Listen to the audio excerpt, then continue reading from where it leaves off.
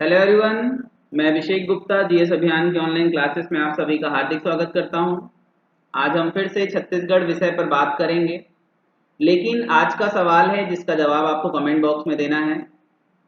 हम सभी जानते हैं कि छत्तीसगढ़ राज्य का गठन हुआ 1 नवंबर सन 2000 को। जब छत्तीसगढ़ राज्य का गठन हुआ उसी वर्ष किन अन्य दो राज्यों का गठन हुआ था, इसका जवाब आपको कमेंट बॉक्स में देना है। छत्तीसगढ़ राज्य का जब निर्माण हुआ उस समय किन राज्यों का निर्माण और हुआ, इसका जवाब आपको देना है। ठीक है, देखिए आज हम छत्तीसगढ़ विषय के अंतर्गत एक नए टॉपिक पर जा रहे हैं। हम आज पढ़ने वाले हैं छत्तीसगढ़ का इतिहास। ठीक है, छत्तीसगढ़ का इतिहास, हिस्ट्री ऑफ छत्तीसगढ़। छत्तीसगढ़ का इतिहास किसी भी छत्तीसगढ़ की प्रतियोगी परीक्षाओं में एक विशेष स्थान रखता है। यहाँ से छत्तीसगढ़ पीएससी जो राज्य सेवा परीक्षा है उसकी प्रारंभिक परीक्षा में 7-8 प्रश्न आते हैं। पीएससी मेंस में भी पेपर 3 का एक पार्ट है और अलग अलग परीक्षाओं में बहुत सारे प्रश्न यहाँ से पूछे जाते हैं। तो ये एक क्या हो जाता है, महत्वपूर्ण विषय हो जाता है। और छत्तीसगढ़ का जो इतिहास है इसे समझने के लिए थोड़ा सा हम इतिहास को समझते हैं, फिर हम छत्तीसगढ़ के इतिहास पर बात करेंगे। देखिए, इतिहास को अगर हम समझें तो इतिहास का मतलब होता है अतीत की घटनाएं। इतिहास का अगर हम मतलब समझें तो इसका मतलब होता है अतीत की घटनाएं। इतिहास जो है वो पास्ट से रिलेट करता है, और ये जो अतीत है ये किसका अतीत है, तो ये मनुष्य का अतीत। ठीक है, इतिहास को अगर हम समझें तो जो मनुष्य के अतीत से संबंधित घटनाएं हैं वो इतिहास का विषय वस्तु होती हैं। अब ये घटनाएं आज से 50 साल पुरानी हो सकती है, 100 साल पुरानी हो सकती है, 200 साल पुरानी हो सकती है, 500 साल पुरानी हो सकती है, 1000 वर्ष पुरानी हो सकती है, 5000 वर्ष पुरानी हो सकती है। तो कितना अतीत, ठीक है, अतीत में हम कितना पीछे जाएं। तो हमने अभी देखा भाई कि इतिहास का मतलब होता है मनुष्य का अतीत। ठीक है, तो जो मनुष्य की उत्पत्ति है, विज्ञान मानता है कि आज से लगभग 25 लाख वर्ष पहले, आज से लगभग 25 लाख वर्ष पहले मनुष्य की उत्पत्ति हुई। लेकिन हम 25 लाख वर्ष पहले का इतिहास नहीं जान सकते, क्योंकि इतिहास जानने के लिए जरूरी दो चीजें होती हैं। इतिहास हमको पता कैसे चलता है, तो इतिहास जानने के दो तरीके हैं, दो सोर्सेस हैं। ठीक है, देखिए हम सब पर बात करेंगे। पहले कुछ बेसिक बातें हैं जिसको समझ लेना जरूरी है। दो चीजें बहुत जरूरी है। एक तो हमें कोई अवशेष मिले, जिसे हम बोलते हैं पुरातात्विक अवशेष। ठीक है, इसे क्या बोलते हैं, पुरातात्विक अवशेष कहते हैं। इसका मतलब ये हुआ मनुष्य के जीवन से संबंधित कोई भी वस्तु, कोई भी इमारत, कोई भी स्मारक या कुछ भी प्राप्त होता है हमें प्राचीन काल का, तो वो क्या होगा, पुरातात्विक अवशेष होगा। ठीक है, फॉर एग्जाम्पल अगर हमें प्राचीन काल का कोई मंदिर मिलता है, ठीक है, खुदाई के दौरान या किसी अन्य स्थान पर हमें कोई मंदिर प्राप्त होता है, तो आप देखेंगे कि ये जो मंदिर है, इस मंदिर में कोई ना कोई क्या होगा, भगवान विराजमान होगा। कोई ना कोई क्या होगा, भगवान विराजमान होगा।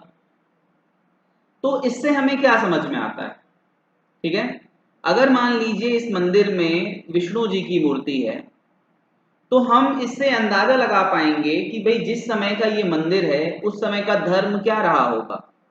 उस समय के जो राजा महाराजा रहे होंगे या प्रजा जो रही होगी वो क्या करती रही होगी, वैष्णव धर्म की अनुयायी रही होगी, विष्णु की उपासना करती रही होगी। हो सकता है इस मंदिर की दीवारों पर कुछ लिखा हुआ मिले, उस राजा का नाम जिसने निर्मित करवाया, ठीक है, कुछ और श्लोक मंत्र जिसमें कुछ रहस्य लिखा हुआ मिले। तो इनमें जो राइटअप्स होते हैं उससे भी हमको क्या मिलती है, इतिहास की जानकारी मिलती है। ठीक है, तो ऐसे बहुत सारे हमको साक्ष्य मिलते हैं जो इतिहास को क्या करते हैं, बयां करते हैं, इतिहास की कहानी बताते हैं। ठीक है। दूसरा जो होता है अवशेष के अलावा, आपका कुछ भी चीज हमें क्या मिले, लिखित रूप में प्राप्त हो।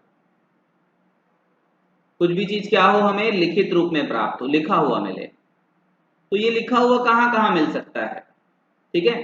तो प्राचीन काल में क्या था, भारत में इतिहास की जो समझ थी भारतवासियों की, वो थोड़ी ब्रॉड थी, बहुत बृहद थी। ठीक है। वो क्या करते थे, बड़े बड़े वो धर्म ग्रंथ लिखते थे। ठीक है। आपका उपनिषद लिखा गया, वेद लिखा गया, और भी बहुत सारे ग्रंथ आए, जिसमें हमको क्या मिलता है, इतिहास की जानकारी मिलती है। ठीक है। उसमें से हमको इतिहास निकालना पड़ता है। प्राचीन धर्म ग्रंथों से हमें क्या निकालना पड़ता है, इतिहास निकालना पड़ता है। जैसे पुराण हो गए, वेद हो गए, अलग अलग ग्रंथ हैं। ठीक है। तो धार्मिक ग्रंथ हो गए। क्लियर है। इसके अलावा बहुत सारी और भी लिखित सामग्रियां मिलती हैं। ठीक है। जिसमें हम क्या करते हैं, इतिहास की जानकारी प्राप्त करते हैं। तो दो ही तरीके हैं, कि कुछ लिखा हुआ मिल जाए और कुछ अवशेष मिल जाए, तो हम इतिहास का पता लगा सकते हैं। ठीक है।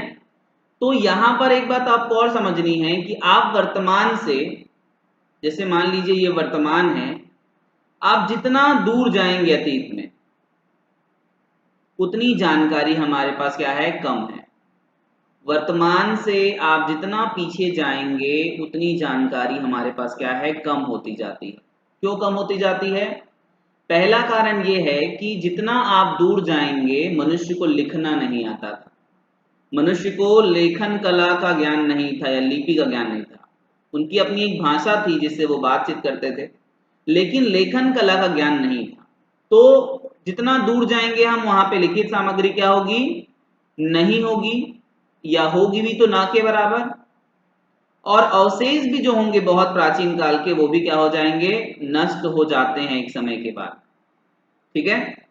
तो आप जितना वर्तमान के करीब रहेंगे, उतनी हमारे पास जानकारी अधिक रहेगी।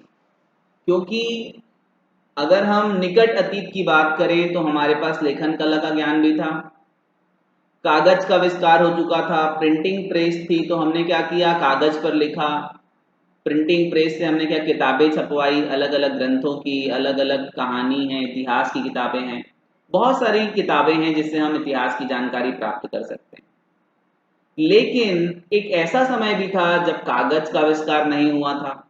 उस समय लोग कैसे करते थे, तो उस समय लोग क्या करते थे, ताम्र पत्रों में, भोजपत्रों में, ठीक है, हाथ से लिखते थे, हस्तलिपि का प्रयोग करते थे, जिसे हम पांडुलिपि के नाम से जानते हैं।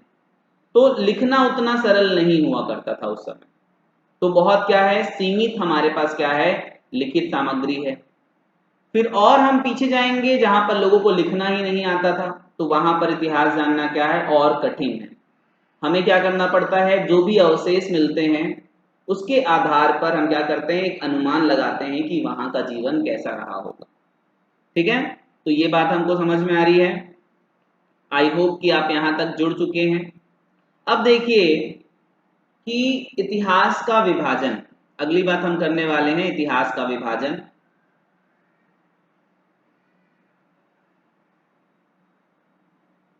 इतिहास का जो विभाजन है, वो लेखन कला के आधार पर किया गया है।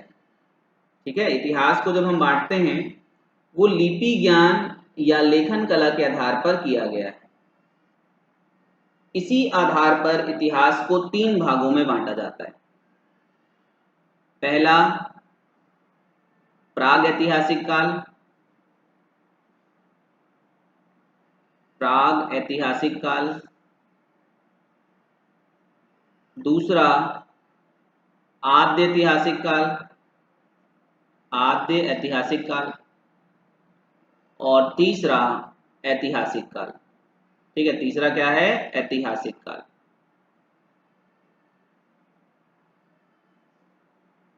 इसे बोलते हैं प्री हिस्टोरिक पीरियड या प्राग ऐतिहासिक काल। इसे बोला जाता है प्रोटो हिस्टोरिक पीरियड, और इसे कहा जाता है हिस्टोरिक पीरियड। ठीक है। ये इतिहास का एक विभाजन है। ऐतिहासिक काल सबसे नया है, आद्य ऐतिहासिक काल उससे पुराना है, और प्राग ऐतिहासिक काल सबसे पुराना है। प्रागैतिहासिक काल इतिहास का वह समय है जब मनुष्य को लिखना नहीं आता था, लेखन कला का ज्ञान नहीं था, लेखन कला का ज्ञान नहीं था। आद्य ऐतिहासिक काल इतिहास का वह समय है जब मनुष्य को लेखन कला का ज्ञान था, मनुष्य को लिखना आता था। और ऐतिहासिक काल में भी मनुष्य को लेखन कला का ज्ञान था। लेकिन आद्य ऐतिहासिक काल और ऐतिहासिक काल में इस बात का फर्क है कि आद्य ऐतिहासिक काल में जो लेखन कला था, ठीक है, या जो लेखन कला का ज्ञान था, दुर्भाग्यवश आज हम इसका वाचन नहीं कर पाए हैं, आज तक हम इसे पढ़ नहीं पाए हैं, आज तक हम इसे समझ नहीं पाए। तो इस काल की लिपि को समझना हमारे लिए क्या है, काफी मुश्किल है, हम समझ नहीं पाए। इसलिए इस काल की भी जानकारी हमको लेखन कला से या लिखित सोर्स से नहीं मिलेगा, ठीक है। तो अगर हम प्राग ऐतिहासिक काल की बात करें तो यहाँ पे जो जानकारी है, यहाँ पे जो सोर्स है, वो केवल क्या है, पुरातात्विक सामग्री ही है। यहाँ पर क्या है, पुरातात्विक सामग्री, अवशेषों से हमको जानकारी मिलती है, ठीक है। क्या, किससे जानकारी मिलती है, अवशेषों से। जबकि आद्य ऐतिहासिक काल भी क्या करता है, केवल पुरातात्विक अवशेषों से ही जानकारी प्रदान करता है, क्योंकि यहां पर लेखन सामग्री है कुछ, लेकिन उसे पढ़ पाया नहीं गया है, तो यहां से जानकारी कहां से मिलेगी, अवशेषों से। तो प्राग ऐतिहासिक काल और आद्य ऐतिहासिक काल, ये दोनों इतिहास का वह समय है जहां से हमको जानकारी केवल अवशेषों से प्राप्त होती है, ठीक है। और ऐतिहासिक काल में हमारे पास बहुत सारी लिखित सामग्री भी है और हमारे पास अवशेष भी हैं। तो इन तीनों काल में सर्वाधिक जानकारी हमारे पास ऐतिहासिक काल की, क्योंकि यहाँ पर सोर्सेज ज्यादा है। ऐतिहासिक काल की जानकारी के सोर्स क्या हैं, अधिक हैं, इसलिए हमको यहाँ पर जानकारी भी अधिक मिलती है, ठीक है। तो ये सामान्य सी बात है, आई होप आप समझ पा रहे होंगे। देखिए, अब हम बात करते हैं थोड़ा थोड़ा इनके बारे में, प्राग ऐतिहासिक काल, आद्य ऐतिहासिक काल और ऐतिहासिक काल क्या है और हम किस चीज को यहाँ पर शामिल करते हैं। देखिए, अगर हम बात करें, देखिए हम कॉम्पिटिटिव एग्जाम्स में, ठीक है, तीन चीजें पढ़ते हैं। एक, लोग जैसे वर्ल्ड हिस्ट्री पढ़ते हैं, विश्व का इतिहास, ठीक है, इंडियन हिस्ट्री पढ़ते हैं, भारत का इतिहास, और हम छत्तीसगढ़ की परीक्षाओं के लिए छत्तीसगढ़ का इतिहास भी पढ़ते हैं, ठीक है। तो हम जैसे ये मान लीजिए हमारा छत्तीसगढ़ है, ये हमारा छत्तीसगढ़ हम मान लेते हैं, ठीक है। तो ये हमारा छत्तीसगढ़ है। तो इस छत्तीसगढ़ राज्य के अंतर्गत मनुष्य के इतिहास की या मनुष्य के अतीत की कोई भी घटना घटित होगी, वो छत्तीसगढ़ के इतिहास में पढ़ा जाएगा। इस पर्टिकुलर रीजन में मनुष्य के अतीत की कोई भी घटना घटी हो, उसे हम कहां पढ़ेंगे, छत्तीसगढ़ के इतिहास में पढ़ेंगे। और भारत की ऐसी घटनाएं जो छत्तीसगढ़ को प्रभावित करे कहीं से, उन घटनाओं को भी हम क्या करेंगे, छत्तीसगढ़ के इतिहास में शामिल करेंगे। भारत के इतिहास से संबंधित ऐसी घटनाएं जो छत्तीसगढ़ को प्रभावित करेंगी, उन घटनाओं का भी हम अध्ययन करेंगे कहां पर, छत्तीसगढ़ के इतिहास में, ठीक है। अब देखिए प्राग ऐतिहासिक काल क्या है। प्राग ऐतिहासिक काल, या इसे हम प्राक इतिहास के नाम से भी जानते हैं, इसे तीन भागों में विभाजित किया गया है, ठीक है। इसे क्या किया गया है, तीन भागों में बांटा गया है। छत्तीसगढ़ के इतिहास में हम प्राग ऐतिहासिक काल को चार भागों में बांटते हैं। उसका कारण क्या है मैं आपको बताऊंगा, चार भागों में क्यों बांटा गया है। पहले ये जो विभाजन है उसको हम समझ लेते हैं, ठीक है। देखिए, प्राग ऐतिहासिक काल को हम तीन भागों में बांटते हैं, ठीक है। पहला है पूर्व पाषाण काल, इसे पाषाण काल भी कहा जाता है, पूर्व पाषाण काल, ठीक है। दूसरा मध्य पाषाण काल, और तीसरा उत्तर पाषाण काल, या इसे नवपाषाण काल भी कहा जाता है, ठीक है। उत्तर पाषाण काल या नवपाषाण काल। अब एक बात हमको समझना है यहाँ पर, ये जो पूर्व पाषाण काल था, पाषाण काल इसलिए कहा जाता है क्योंकि यहाँ पे मनुष्य द्वारा जो औजार प्राप्त हुए हैं उपयोग किए जाने वाले, वो पत्थरों से निर्मित है। यहाँ पर मनुष्य क्या करता था, अधिकांशतः पत्थर निर्मित औजारों का प्रयोग करता था। ठीक है, इसलिए इसे पाषाण काल भी कहा जाता है। तो ये वो समय था जब मनुष्य क्या करता था, आदि मानव की अवस्था में था। ठीक है, मनुष्य क्या था इस समय पूर्व पाषाण काल में, आदि मानव की अवस्था में था और वो जंगलों में निवास करता था। ठीक है, कहाँ निवास करता था, जंगलों में निवास करता था, गुफाओं में निवास करता था, नदी के आसपास वो रहता था। तो प्राकृतिक जो निवास स्थान हुआ करते थे मनुष्य के, वहां पर वो रहता था। ठीक है, तो मनुष्य के इतिहास की बात जब हम करें तो ये शुरू कब से हुआ हम सही सही नहीं बता सकते कि कब से हम शुरू करते हैं उसको, लेकिन भारत में माना जाता है कि लगभग भारत में जो मनुष्य की उत्पत्ति है वो 20 लाख वर्ष पहले, 20 लाख वर्ष पहले हुई। और इस बात की जानकारी हमको विभिन्न स्थानों से मिलता है, जैसे ब्रह्मगिरी पर्वत, ठीक है, आपका वेस्टर्न घाट में, जैसे नर्मदा घाटी भारत में, ठीक है, मध्य प्रदेश वाला जो हिस्सा है नर्मदा वैली, यहाँ पर हमको प्राचीन मनुष्य के साक्ष्य प्राप्त हुए। ठीक है, जिससे इस बात का पता लगाया जाता है कि यहाँ पर क्या था, आदि मानव का निवास स्थान हमारा क्षेत्र रहा है। ठीक है, और जो मूल निवासी थे भारत के, जैसे आपके नागास हो गए, संथालीस हो गए, जो हमारा आदिवासी समाज है वर्तमान का, वो छत्तीसगढ़ या भारत के मूल निवासी रहे। ठीक है, तो इस समय क्या था, मनुष्यों के पास केवल समझ लीजिए दो काम थे। ठीक है, एक अपने जीवन की रक्षा करना और दूसरा भी अपने जीवन की रक्षा करना। ठीक है, पहला भी अपने जीवन की रक्षा करना और दूसरा भी अपने जीवन की रक्षा करना। कैसे? तो पहला काम ये था कि अपने आप को क्या करना, अन्य जानवरों से बचाना, खुद की रक्षा करना, अन्य जानवरों से, प्राकृतिक घटनाओं से खुद की रक्षा करना। और दूसरा, जब भूख लगे तो अपने लिए क्या करना, खाना प्राप्त करना या भोजन प्राप्त करना। ये दो चीजें इंपॉर्टेंट। ठीक है, तो इससे क्या करता था वो, जंगली जानवरों से बचने के लिए, ठीक है, उनका शिकार करता था या गुफाओं में निवास करता था। वो मनुष्य क्या करता था, प्राकृतिक गुफाओं में निवास करता था। इसका प्रमाण हमारे पास है, जितनी भी प्राचीन गुफाएं हैं, उन गुफाओं की चित्रकारियों से, उन गुफाओं से जो हमें अवशेष प्राप्त हुए हैं, जो इस बात को सिद्ध करते हैं कि ये सब क्या था, उनका निवास स्थान था। और मेन काम क्या था उनका, शिकार करना। ठीक है, शिकार करना, कंदमूल फल का संग्रहण करना, भोजन एकत्रित करना, ये मेन काम।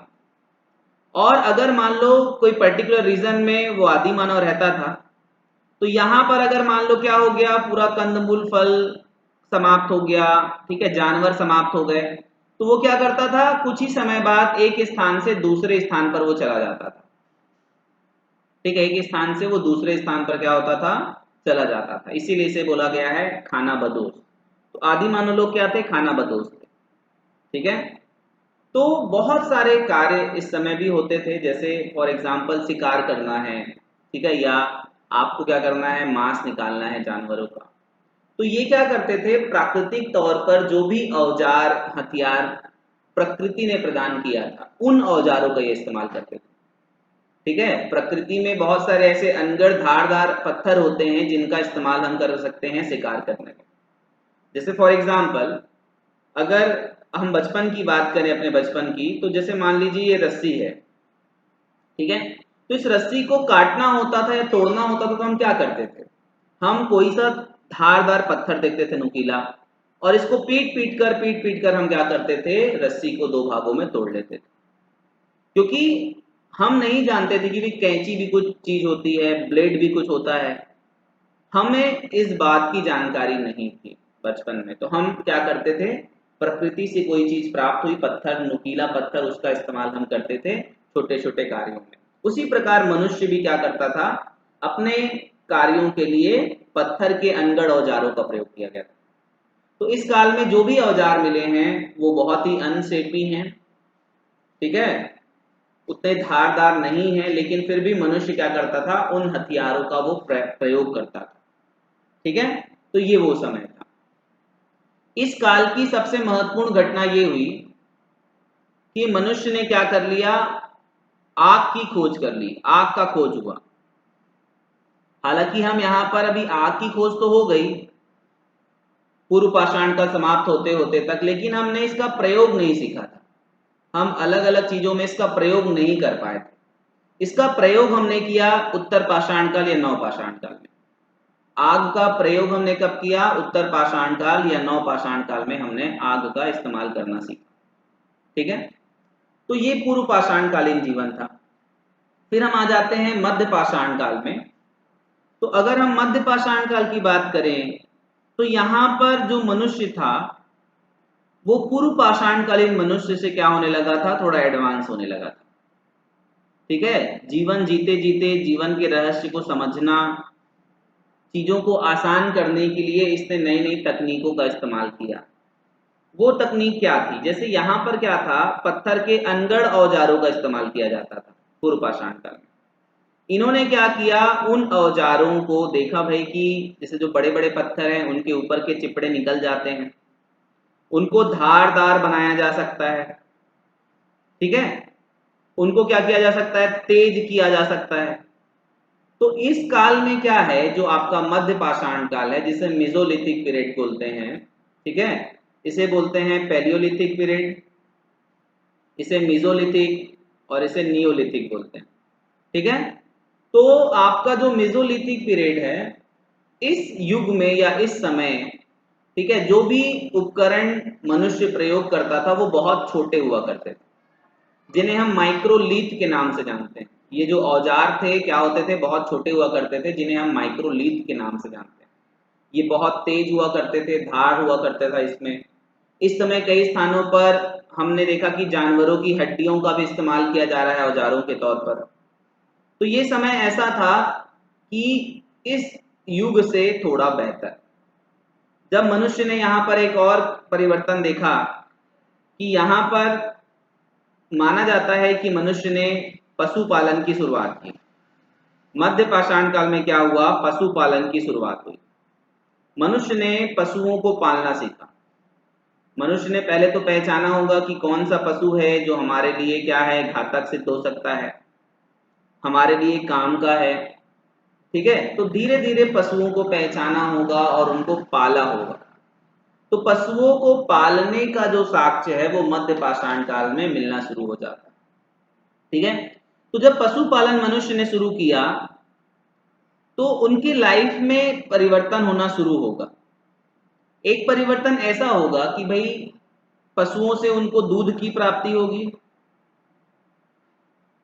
ठीक है, दूसरा कि जब वो पशु नहीं रहेंगे या अन्य पशुओं को उत्पन्न करेंगे, पैदा करेंगे, तब क्या करेंगे, उन पशुओं को वो मारकर खा जाएंगे। ठीक है, शिकार करने की जरूरत नहीं पड़ेगी क्योंकि वो उनके पास स्वयं क्या है, उपलब्ध है। क्लियर है, तो यहां से दो चीज और होगा। लेकिन सबसे ज्यादा जो परिवर्तन मनुष्य के जीवन में देखने को मिलता है वो उत्तर पाषाण काल या नव पाषाण काल में मिलता है। ठीक है, कहां पर मिलता है, उत्तर पाषाण काल या नव पाषाण काल में देखने को मिलता है। देखिए अब यहां पर क्या क्या परिवर्तन हुए इस पर हम बात करेंगे।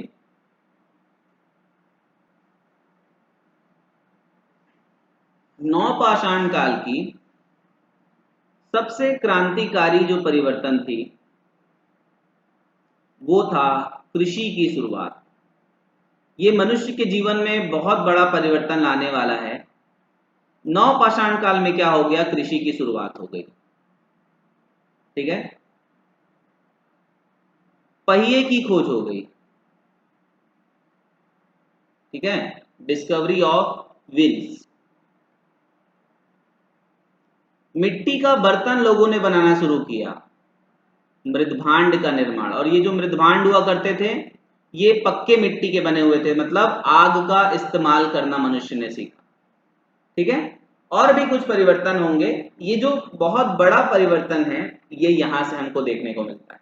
देखिए कृषि की जब शुरुआत हुई, ठीक है, अलग अलग स्थानों से कृषि की शुरुआत के साक्ष्य मिलते हैं भारत में, अलग अलग स्थानों में, भारतीय उपमहाद्वीप में। लेकिन ये हुआ कैसे, इसको हम समझते हैं। देखिए, सबसे पहला जो खाद्यान्न अनाज था जो मनुष्य ने उगाया वो था जौ। पहला अनाज जो मनुष्य ने जिसकी खेती की है वो जौ। ठीक है, जौ हुआ, गेहूं हुआ, ठीक है, चावल हुआ, मक्का हुआ, बाजरा, सोरघम, राई, जई, ये सब खाद्य अनाज है। इन अनाजों में सबसे पहले सर्वप्रथम मनुष्य द्वारा उगाया जाने वाला अनाज क्या है? जौ है। ठीक है, तो क्या मनुष्य ने जौ बना दिया या गेहूं बनाया या इसका लैब में क्या किया, उत्पादन किया? नहीं। ठीक है, ये सब क्या थे? ये जो खाद्य अनाज थे पहले से ही प्रकृति में विद्यमान थे, ये पहले से ही प्रकृति में थे, जंगली घास के रूप में, जंगली पौधों के रूप में। मनुष्य ने इसको पहचाना कि भाई ये जौ है, ये गेहूं है, इसका इस्तेमाल हम खाद्य के रूप में कर सकते हैं। ठीक है, क्या कर सकते हैं? खाद्य के रूप में कर सकते हैं।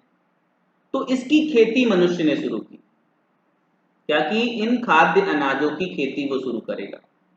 तो कभी भी क्या करेगा, वो किसी फसल का उत्पादन करेगा तो एक परिवर्तन ये होगा कि भाई फसल को पकने में, फसल काटने में कम से कम हमको 4 माह का समय लगेगा और उसको 4 महीना कहाँ करना पड़ेगा? एक जगह पर निवास करना पड़ेगा। तो कृषि की शुरुआत से एक और परिवर्तन हुआ कि मनुष्य ने क्या किया? स्थायी जीवन शुरू किया। जो खाना बदोश का जीवन था, जो खाद्य संग्राहक का जीवन था पूर्व पाषाण काल में, खाद्य का संग्रहण करना, कलेक्ट करना कंदमूल फल को, वो अब पहुंचने वाला है खाद्य उत्पादक की स्थिति में। अब वो क्या करने वाला है? खाद्यान्न का उत्पादन कर रहा है। तो ऐसे में क्या हुआ? जीवन में बहुत सारे बदलाव आएंगे। ठीक है, तो ये स्थायी जीवन की शुरुआत होती है कृषि की शुरुआत से। पहिए के आविष्कार से आवागमन सुलभ होता है। ठीक है, उसने क्या किया? पहियों के प्रयोग से बर्तन बनाना सीखा। ठीक है, पहिए के प्रयोग से जानवरों का इस्तेमाल करना सीखा। ठीक है, तो इससे क्या हुआ? जब मनुष्य शिकार किया या कोई सामग्री को एक स्थान से दूसरे स्थान पर लाना है, ले जाना है, तो उसके जीवन में क्या हुआ? पहिए की खोज से बहुत बड़ा परिवर्तन यहाँ पर देखने को मिलता है। ठीक है, और भी परिवर्तन हुए, हम उसको देखेंगे धीरे धीरे, लेकिन आपको समझना है ये नवपाषाण काल था। ठीक है, तो ये हमारा प्राग ऐतिहासिक काल था जिसे हमने 3 भागों में बांट लिया: पूर्व पाषाण काल, मध्य पाषाण काल, नवपाषाण काल। ठीक है, अब देखिए, नवपाषाण काल जब समाप्त हो रहा था तो यहां पर एक परिवर्तन हुआ और भारत में सिंधु घाटी सभ्यता का उदय हुआ। सिंधु घाटी सभ्यता, इंडस वैली सिविलाइजेशन, सिंधु घाटी सभ्यता या इंडस वैली सिविलाइजेशन। यहां पर जीवन क्या था? बहुत अलग था। जो पाषाण काल का जीवन था उससे बहुत ज्यादा विकसित। ये भारत की एक नगरीय सभ्यता थी, लोग शहर में निवास करते थे, बहुत ज्यादा विकसित थे, कृषि करते थे, व्यापार करते थे, पक्के घरों में रहते थे, गुफा में निवास नहीं करते थे। इनका एक धर्म था, समाज था, सभ्यता थी। तो बहुत कुछ यहाँ पर बदला। ठीक है, तो ये जो सिंधु घाटी सभ्यता है इसे हम पढ़ते हैं आद्य ऐतिहासिक काल में। कहाँ पढ़ते हैं? आद्य ऐतिहासिक काल में। हमने पढ़ा इतिहास को 3 भागों में बांटा गया है: प्राग ऐतिहासिक काल, आद्य ऐतिहासिक काल और ऐतिहासिक काल। तो आद्य ऐतिहासिक काल में सिंधु घाटी सभ्यता को पढ़ा जाता है। ठीक है, किसको पढ़ा जाता है? सिंधु घाटी सभ्यता को पढ़ा जाता है। इसे हम कैल्कोलिथिक एज के नाम से भी जानते हैं। इसे हम क्या जानते हैं? कैल्कोलिथिक पीरियड या कैल्कोलिथिक एज के नाम से भी जानते हैं। यहां पर जीवन पाषाण काल के जीवन से बहुत अलग यहां पर देखने को मिलेगा। लेकिन आपको यहां पर मैं एक बात समझा दूं कि छत्तीसगढ़ का जो इतिहास है उसमें हम प्राग ऐतिहासिक काल को 4 भागों में विभाजित करते हैं। क्यों?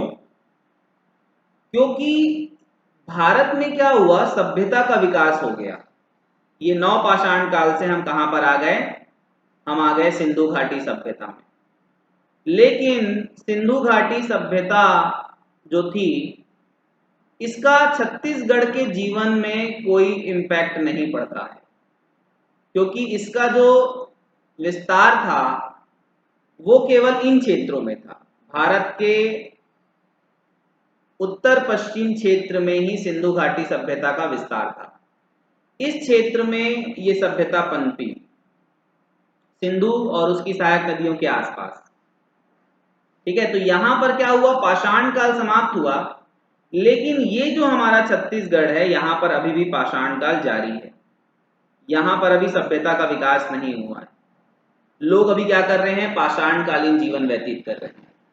इसलिए भारत के इतिहास में परिवर्तन देखने को मिलेगा, लेकिन छत्तीसगढ़ के इतिहास में भी परिवर्तन नहीं हुआ। इसलिए हम छत्तीसगढ़ में प्राग ऐतिहासिक काल को 4 भागों में विभाजित करते हैं। ठीक है, एक बात और समझ में आ गई आपको। उसके बाद आद्य ऐतिहासिक काल के बाद आता है ऐतिहासिक काल। क्या आता है, ऐतिहासिक काल। देखिए, जो ऐतिहासिक काल है वास्तव में सबसे ज्यादा महत्व रखता है। ऐतिहासिक काल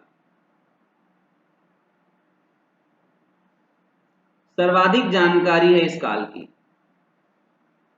और बहुत सारी महत्वपूर्ण घटनाएं यहां पर होंगी। तो ऐतिहासिक काल जो है भारतीय इतिहास में या छत्तीसगढ़ के इतिहास में, इसे हम 3 भागों में बांटते हैं। एंशिएंट, ठीक है, मिडवेल एंड मॉडर्न। ठीक है, ancient, Midvale and modern history. प्राचीन इतिहास, मध्यकालीन इतिहास और आधुनिक इतिहास। सर्वाधिक जानकारी इतिहास में यहीं पर है, आपको याद रखना है, क्योंकि यहाँ पर सोर्सेस हमारे पास ज्यादा है। हमारे पास क्या है, बहुत अधिक सोर्स है यहाँ। तो अगर हम छत्तीसगढ़ के इतिहास की बात करें तो सबसे पहले हमको पढ़ना है प्राग ऐतिहासिक काल। ठीक है, और जहां पर यहां से प्रश्न आते हैं वो प्रश्न ऐसे पूछे जाते हैं कि भाई प्राग ऐतिहासिक काल के बहुत सारे स्थल या स्थान छत्तीसगढ़ में हैं, तो कौन सा स्थल किस जिले में है और उसकी क्या विशेषता है, इस पर हमें ध्यान देना होता है। फिर प्राग ऐतिहासिक काल के बाद आद्य ऐतिहासिक काल आता है, जिसमें हम क्या पढ़ते हैं, इंडस वैली सिविलाइजेशन। तो इंडस वैली सिविलाइजेशन का विस्तार छत्तीसगढ़ में नहीं है। ठीक है, इंडस वैली सिविलाइजेशन का एक्सटेंशन छत्तीसगढ़ में नहीं है, इसलिए छत्तीसगढ़ के इतिहास में इसे नहीं पढ़ा जाता। फिर क्या हुआ, सिंधु घाटी सभ्यता जैसे समाप्त होती है, ठीक है, ये बात अभी तक पूरी तरह से सामने नहीं आई है कि इसका समापन कैसे हुआ, ये कैसे अचानक से गायब हो गया ऐसे लोग, ऐसा सिविलाइजेशन। ठीक है, इसके बारे में सही सही कह पाना अभी तक विद्वानों के लिए आसान नहीं है, अलग अलग विद्वानों के अलग अलग मत हैं। इसकी समाप्ति के बाद, ठीक है, आर्यन युग आता है, आर्यन स्पिरिट, आर्यों का आगमन, जहां पर हम पढ़ते हैं वैदिक सभ्यता, वैदिक युग, आर्य सभ्यता। तो इस सभ्यता से भी छत्तीसगढ़ का कुछ खास लेना देना नहीं है। क्यों नहीं है, क्योंकि जो वैदिक युगीन आर्य थे ये आपका सप्त सैंधव प्रदेश में निवास करते थे। कहाँ निवास करते थे, सप्त सैंधव प्रदेश में, मतलब सिंधु नदी और उसके आसपास की नदियों के पास, और छत्तीसगढ़ उससे काफी दूर है। मतलब वैदिक सभ्यता से भी हमारे छत्तीसगढ़ का परिचय उतना अधिक नहीं था। माना जाता है कि उत्तर वैदिक काल में छत्तीसगढ़ में कुछ न कुछ प्रभाव पड़ा वैदिक काल का। ठीक है, उसको हम देखेंगे जब हम इस टॉपिक को पढ़ेंगे, तो अभी आपको समझना है कैसे हम आगे बढ़ रहे हैं। फिर वैदिक काल के बाद क्या हुआ, महाजनपद काल का उदय हुआ। महाजनपद काल, महाजनपद काल आया। महाजनपद काल, इस समय भारत में बहुत सारे धर्मों का उदय हो रहा था, जैसे जैन धर्म, बौद्ध धर्म, और भी बहुत सारे संप्रदाय थे जिनका उदय हम यहाँ पर देखते हैं। इसी समय क्या था, पूरा भारतवर्ष जो था हमारा 16 महाजनपदों में बटा हुआ था। ठीक है, 16 महाजनपदों में विभाजित था। गांधार, ठीक है, आपका इंद्रप्रस्थ, त्रिपुरी, अलग अलग महाजनपद हुआ करते थे, मगध महाजनपद। तो इनमें क्या था, आपस में लड़ाई हुआ करता था जमीन वगैरह को लेकर के, क्षेत्र को लेकर। तो महाजनपद काल में क्या हुआ, जो होड़ लगी थी साम्राज्य विस्तार के लिए, उसमें मगध साम्राज्य का उदय होता है। मगध एक शक्तिशाली साम्राज्य के रूप में विकसित होता है, ठीक है, और बहुत सारे वंश का उदय होने लगता है मगध में। इसी समय मगध में मौर्य साम्राज्य का उदय देखने को मिलेगा, ठीक है, जिसकी स्थापना की थी चंद्रगुप्त मौर्य ने चाणक्य के सहयोग से। हम सब पर बात करेंगे, सिर्फ आज हम बेसिक चीजों को समझ रहे हैं कि मौर्य साम्राज्य का उदय हुआ चंद्रगुप्त मौर्य ने किया, जिसकी राजधानी थी पाटलिपुत्रा, पटना में। और इसका साम्राज्य जो था बहुत विस्तारित था चंद्रगुप्त मौर्य का। तो माना जाता है कि छत्तीसगढ़ भी मौर्य साम्राज्य का एक हिस्सा था, और बहुत सारे साक्ष्य भी मिलते हैं, ठीक है। सम्राट अशोक का जब शासन काल था, तो सम्राट अशोक के बहुत सारे साक्ष्य हमको यहां से देखने को मिलते हैं। मौर्य साम्राज्य का जब पतन हुआ, ठीक है, किसका पतन हुआ, मौर्य साम्राज्य का जब पतन हुआ, उसके बाद और वंशों का, उसके बाद भारत में और भी वंशों का उदय होता है, जैसे आपके ब्राह्मण वंश, ठीक है। मौर्यों के पतन के बाद भारत में ब्राह्मणों का राज आया, ब्राह्मण वंश, जिसमें हम पढ़ते हैं आपका सातवाहन वंश, वाकाटक वंश, इन वंशों के बारे में पढ़ा जाता है। इनका भी विस्तार हमारे छत्तीसगढ़ में देखने को मिलता है, तो छत्तीसगढ़ के इतिहास में भी हम इन वंशों को पढ़ते हैं, ठीक है। ब्राह्मण वंश के बाद गुप्त वंश का उदय हुआ, वैश्यों का शासन आया। तो गुप्त साम्राज्य में भी छत्तीसगढ़ का अस्तित्व था। तो यहां तक हम क्या करते हैं, छत्तीसगढ़ का जो इतिहास है वो भारतीय इतिहास के साथ चलता जाता है, ठीक है। लेकिन गुप्तों के समय ही छत्तीसगढ़ में बहुत सारे स्थानीय राजवंशों का भी उदय होता है, जिनके बारे में हम पढ़ते हैं, ठीक है। छत्तीसगढ़ के बहुत सारे स्थानीय राजवंश हैं, जैसे राजर्षि तुल्य वंश, नल वंश, शरपुरी वंश, पांडु वंश, बाण वंश, अलग अलग वंशों का अध्ययन किया जाता है, ठीक है। लगभग 700 एडी तक आते आते एंशिएंट हिस्ट्री खत्म हो जाता है, और इसके बाद शुरू होता है मिडवेल। तो छत्तीसगढ़ में मध्यकालीन का इतिहास भी अपना एक विशेष महत्व रखता है। जब हम पढ़ते हैं यहाँ पर कलचुरियों का इतिहास, कलचुरी वंश या कलकुटी वंश, तो कलचुरी वंश का इतिहास हम शुरू करते हैं। रतनपुर के कलचुरी, रायपुर के कलचुरी, इनके बारे में बहुत सारी चीज हमको यहाँ पर पढ़ना है। यहाँ से इतिहास का एक क्रमबद्ध अध्ययन शुरू होता है, जहां पर जानकारी की शोध बहुत ज्यादा है, ठीक है। तो यहाँ पर एक सिस्टमेटिक हिस्ट्री हमको पढ़ने को मिलेगा। इस मध्यकालीन छत्तीसगढ़ के इतिहास में कलचुरियों के साथ साथ हम आपका बस्तर का भी कुछ इतिहास पढ़ते हैं। जैसे बस्तर में हम काकती वंश पढ़ते हैं, उससे पहले छिंदक नाग वंश पढ़ते हैं। इन सब वंश का अध्ययन मध्यकाल में किया जाता है, ठीक है। और जब हम मॉडर्न में पहुंचते हैं लगभग 18वीं सदी में, जब मराठों का आक्रमण होता है छत्तीसगढ़ में, क्या होता है, मराठों का आक्रमण होता है, ठीक है। जैसे ये हमारा छत्तीसगढ़ अगर हम मान लें, तो ये आपका यहाँ पर नागपुर है, ठीक है। तो नागपुर के मराठों द्वारा छत्तीसगढ़ में आक्रमण किया गया, ठीक है। जो नागपुर के भोसला शासक थे, उनके द्वारा छत्तीसगढ़ में आक्रमण किया गया, और इस क्षेत्र में क्या हुआ, मराठा साम्राज्य स्थापित हुआ, और बहुत सारा उथल पुथल यहाँ पर देखने को मिलेगा। तो यहां से छत्तीसगढ़ में आधुनिक छत्तीसगढ़ के इतिहास का शुरुआत होता है मराठा आक्रमण के साथ। फिर मराठाओं का साम्राज्य शुरू हुआ, ठीक है। इस समय तक अंग्रेज भी भारत में आ चुके थे, लेकिन छत्तीसगढ़ में भी ब्रिटिश नियंत्रण स्थापित नहीं हुआ है, ठीक है। फिर मराठा और अंग्रेजों के बीच एक संघर्ष शुरू होता है पूरे भारतवर्ष में। इस संघर्ष में अंततः मराठों की पराजय हो जाती और मराठों की हार के बाद, मराठों के पराजय के बाद जो मराठा साम्राज्य था नागपुर के साथ ही अंग्रेजों के अधीन आ जाता है। और जब अंग्रेजों के अधीन आता है मराठा साम्राज्य तो छत्तीसगढ़ में भी हमको ब्रिटिश प्रभुत्व दिखाई देने लगता है। तो छत्तीसगढ़ में क्या हुआ, ब्रिटिश प्रभुत्व की स्थापना होती, ठीक है। और उसके बाद अगर हम देखें तो हम ब्रिटिश काल पढ़ते हैं छत्तीसगढ़ में। फिर ब्रिटिश साम्राज्य के खिलाफ स्वतः कुछ आंदोलन होते हैं जिसे हम जनजातीय आंदोलन कहते हैं। फिर इसी समय 1857 की क्रांति होती है, उसके संदर्भ में छत्तीसगढ़ में क्या स्थिति थी, और भी बहुत सारे कार्य होने लगेंगे। फिर भारत में राष्ट्रीय आंदोलन की शुरुआत होती है 1857 की क्रांति के बाद। तो इस आंदोलन से छत्तीसगढ़ भी धीरे धीरे प्रभावित होगा। तो जो राष्ट्रीय आंदोलन की गतिविधियां हैं उन गतिविधियों में धीरे धीरे छत्तीसगढ़ का हिस्सा बढ़ता चला जाएगा और देश की आज़ादी की लड़ाई में छत्तीसगढ़ का जो योगदान है उसका हम अध्ययन करते हैं, ठीक है।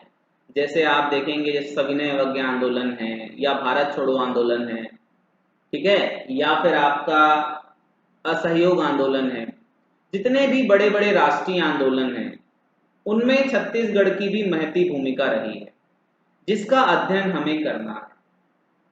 तो मोटे तौर पर इन बातों को आप समझिए कि इन इन चीज़ों को हमको पढ़ना है, ठीक है। बहुत अधिक प्रयासों से 15 अगस्त 1947 को हम आज़ाद हुए। तो 15 अगस्त 1947 तक देश की आज़ादी तक का इतिहास हमको पढ़ना है, ठीक है ये। और इसके बाद फिर हम पढ़ते हैं छत्तीसगढ़ राज्य निर्माण का इतिहास कि छत्तीसगढ़ राज्य का निर्माण कैसे हुआ, कैसे कैसे भारतीय संघ में विलय हुआ यहाँ के रियासतों का, इनके बारे में हमें पढ़ना होता है, ठीक है। तो आज ये बहुत बेसिक था इतिहास का। इसके बाद हम पढ़ेंगे पाषाण काल और पूरा इतिहास कंप्लीट करेंगे। मैं आपको भरोसा दिलाता हूं कि आप जब इतिहास जीएस अभियान के ऑनलाइन क्लास में पढ़ेंगे तो आप लगभग 90% से ऊपर के प्रश्नों को हल कर पाएंगे, चाहे वो प्री के हो या मेंस के हो। हम दोनों में फोकस करके पढ़ेंगे, प्री के लिए भी, मेंस के लिए भी, और छत्तीसगढ़ की किसी भी परीक्षा के लिए।